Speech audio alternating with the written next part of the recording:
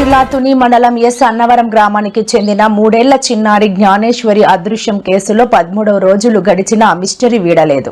చిన్నారి ఆచూకీ కోసం పోలీసులు, ఎన్డీఆర్ఎఫ్ బృందాలు అలుపెరగని గాలింపు చర్యలు చేపడుతున్నా ఫలితం లభించలేదు. ఈ కేసు దర్యాప్తులో తాజాగా వెలుగులోకి వచ్చిన పెంపుడు శునకానికి సంబంధించిన పరిణామాలు మరింత ఉత్కంఠం రేపుతున్నాయి.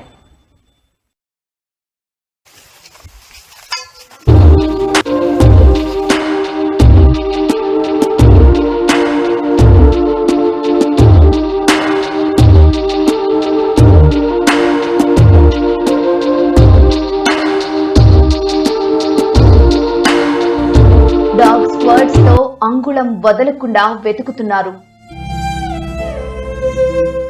తెర వెనుక నంబర్ ట్రేసింగ్ కోసం 4 బృందాలు పనిచేస్తున్నాయి. దర్యాప్తును మరింత క్లిష్టతరం చేశాయి. క్లూస్ ఎందుకు దొరకడం లేదు? కొండ ప్రాంతం కావడం వల్ల అక్కడ ఎలాంటి సీసీ కెమెరాలు లేవు. పడుంటుంది.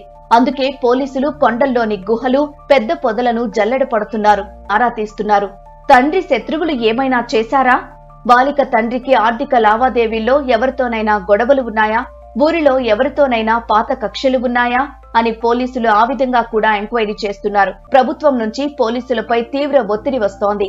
ఇన్ఫ్రారెడ్ కెమెరాలను వాడాలనే సూచనలు వస్తున్నాయి. ఆగ్రత వ్యత్యాసాల ఆధారంగా ఈ కెమెరాలు స్క్రీన్ పై స్పష్టమైన విజువల్స్ ను చూపిస్తాయి. వీటిని ఉపయోగిస్తే అయినా పాప ఆచూకీ తెలియవచ్చని పోలీసులు భావిస్తున్నారు.